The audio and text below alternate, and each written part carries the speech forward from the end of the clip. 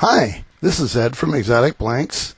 Today's video is going to be a tutorial on turning handmade pen blanks.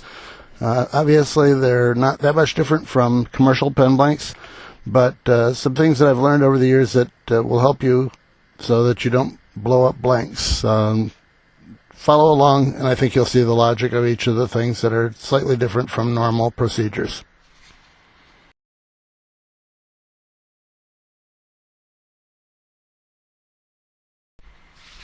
For today's video, I'm using one of the feather blanks produced for us by John Underhill. I do this because I really like John's work and because it's easy to show the things that I want to show here. First is clean out the tube. In this case, John rarely has anything in the tube, but it's a good practice anyway to see if there's anything in there. If you look inside, the stuff clear, either the polyresin or the Alumilite or anything else that might be in there dries clear. So you're not really going to see it unless you try to take a knife and peel it out. If you don't peel anything out, that's wonderful. That means that it was clean to begin with. Now put your bushings in. When you put the bushings in, you will confirm the size of the blank. You'll confirm whether it's actually a junior or a baron or whatever size it's supposed to be. It's a good step even if you're going to turn between centers. There's nothing lost by putting in a set of bushings and finding out for sure that everything fits well. This will also tell you if there's any goo left in the tube because the bushing won't fit properly. So next thing you're going to do is put it on the lathe and actually turn it. Now you'll notice that in this procedure I do not face the blank before I put it on the lathe. I will face it later, but I see no reason to face it in the early part because you're taking off more plastic or resin or whatever, and you're increasing the chances of messing up the blank by putting conceivably a dull pen mill against it.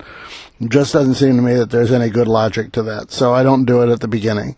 I turn the pen down to the size that it's very close to a finished pen, and then we'll work on how to face it so that it's square when we put it together. When you're turning it, it really doesn't matter whether it's square or not, particularly in the early stages. Later, yes, there are some reasons why you would want it to be square, but the early stages, all you're doing is taking off material. As you can see, I'm getting it off in ribbons, but that's not difficult.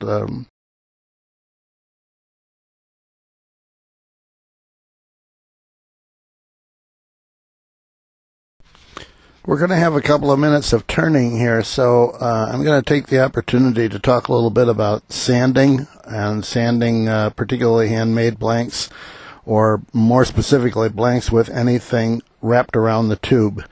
When you're casting this stuff wrapped around tubes, you are trying to put it on, in most cases you're putting it under pressure and you're making it adhere the best that you can to the material that's on the tube. But no matter what you do, you've got a couple of different thicknesses there, so there is some affinity for it to come off of the tube.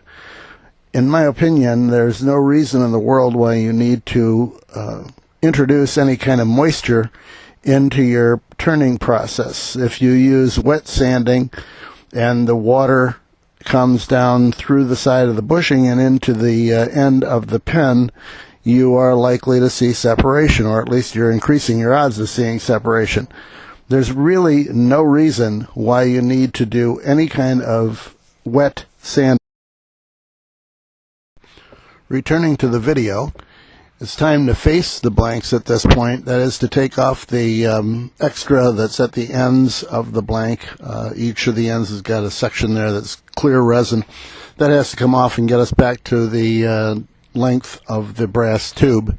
What I'm doing here is a twist Sierra, so it doesn't really make a lot of difference. You don't have to be dead accurate. Know what kind of pen you're making and know how far you have, how much slop you have available to you. If you're making a click Sierra, the length is critical, and be very careful that you don't take any brass off. If you're making a twist Sierra, it doesn't make that much difference. If you take off a little brass, it's not going to ruin anything. As you can see, I'm putting it up against a piece of sandpaper that's turning on my lathe. Sandpaper turns around 1,000 RPM. It's about a 300 grit. It's nothing special. It just takes it off, and it's very gentle. Thing is that you're not going to damage your blank with it. Then you put the blank back on the lathe and turn it down to your final dimension. That's really not very difficult, and as you can see, it's coming off in ribbons again, and it's pretty simple. Not much to that.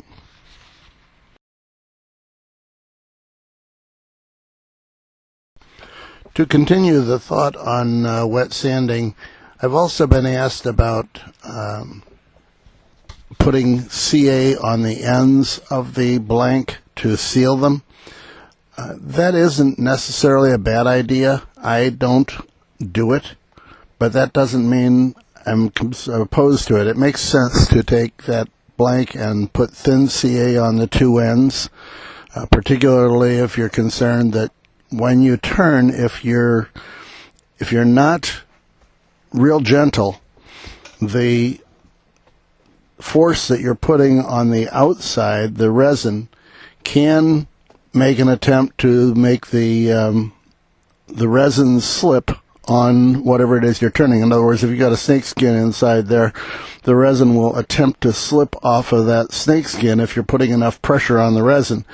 I don't put a lot of pressure on it. I have a sharp tool, and I use the sharp part, and I make the thing cut. But took a long time for me to get to that stage. So if you have that problem and your stuff is falling apart or separating at the ends, yes, putting some thin CA at the ends is not a bad plan. We're finished with the pen here. As you can see, we're checking the end measurements with a caliper just to make sure that they look about right, and then it'll move on to sanding. And one of the things I'd like to point out here, I just checked it, when I'm actually doing the sanding, the 300 grit takes 28 seconds. So the argument that it's going to build up heat, put your fingers underneath there for 28 seconds, and if it turns out that you're starting to feel heat, there's something radically wrong with what you're doing. 400 grit against there is not going to create heat in that short a period of time. You get to the 600, 800,000, whatever you're going to use. Besides that, all you're doing there is taking off scratch marks and preparing for your Novus if you don't have a buffing system. I did use Novus on this one. Yes, I do have a buffing system, but I thought I'd try one on the videos using the Novus product so that you can see that, yes, you can do it without a buffer. It is much easier with a buffer. I will grant you that immediately.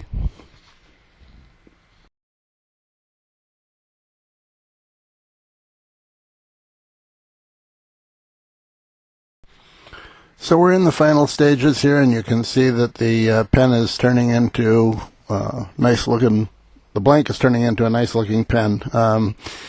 It was easy to turn. I love John's stuff, and as a result of that, you go into it with a great deal of confidence, knowing that what you're going to get is an awfully pretty pen. At the end of this video, I've added something that I haven't done for quite a long time, but it's a list of the things that I hope you understood from this. The things that are important, the things that I think that you should take away from this video, and post them on your wall if you need to. You shouldn't need to use water with this stuff. You shouldn't use your pen mill with it. Make sure that you don't have crud in the tube. These are the things that generally I get as phone calls of, well, my pen doesn't work, or my blank didn't turn out right, or it's separated, or whatever. And these things are not difficult. The pens, the blanks are very well made, and if you treat them with any respect whatsoever, you will get a very nice looking pen out of it.